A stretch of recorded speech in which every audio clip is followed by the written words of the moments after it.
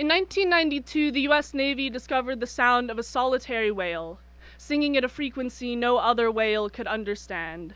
There's a documentary about her titled The Loneliest Whale. After I realized I was asexual, it took me 3 years to overcome the shame enough to put it in my Tinder bio. When I did, I thought my voice would resound through the ocean to reach the waiting ears of someone finally like me. Instead, I wake up at 8:30 a.m. to a dick pic. They named her 52 Hertz, after the number of sound waves her song sends through the water, 12 more waves each second than any other whale in the ocean. Being asexual in a world that equates love with sex feels a little like being an untranslatable sound. The most well-meaning people tell me we can wait until I'm ready, and they don't mean it as a threat, just an inevitability. But it feels like the same thing, which is to say 52 Hertz and I might spend our whole lives singing into the vastness of the ocean without ever hearing our love echoed back to us. By the 1960s, nearly all the large whales had been hunted into extinction.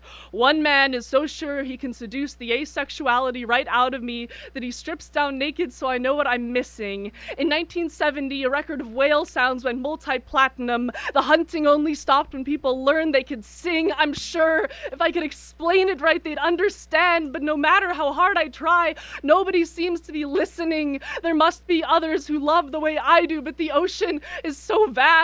52 Hertz has been singing into the silence for 30 years without ever hearing an answer. In the 4 years since I realized I was asexual, I've only ever met one other person like me. I'm terrified 52 Hertz and I will both die alone and unsung. I fall in love so hard my chest hurts, so hard it feels like drowning. I fall in love with the way her smile points a little higher on the right side of her mouth than on the left.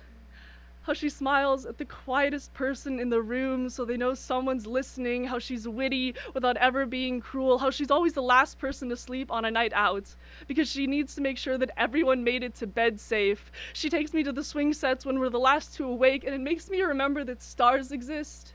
She writes me notes on the torn corners of binder paper, and I save every single one. And I still imagine kissing her and falling asleep next to her and waking her up with a cup of Earl Grey in the morning. Just that sex isn't a part of it. If you love someone so well but they can't hear it, does it still count?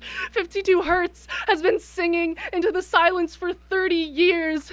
If I love without the expectation of a return, is it still real love? She has been singing for 30 years, unrequited. Do I need an echo for my love to be worth something? Unrequited and singing. All the same.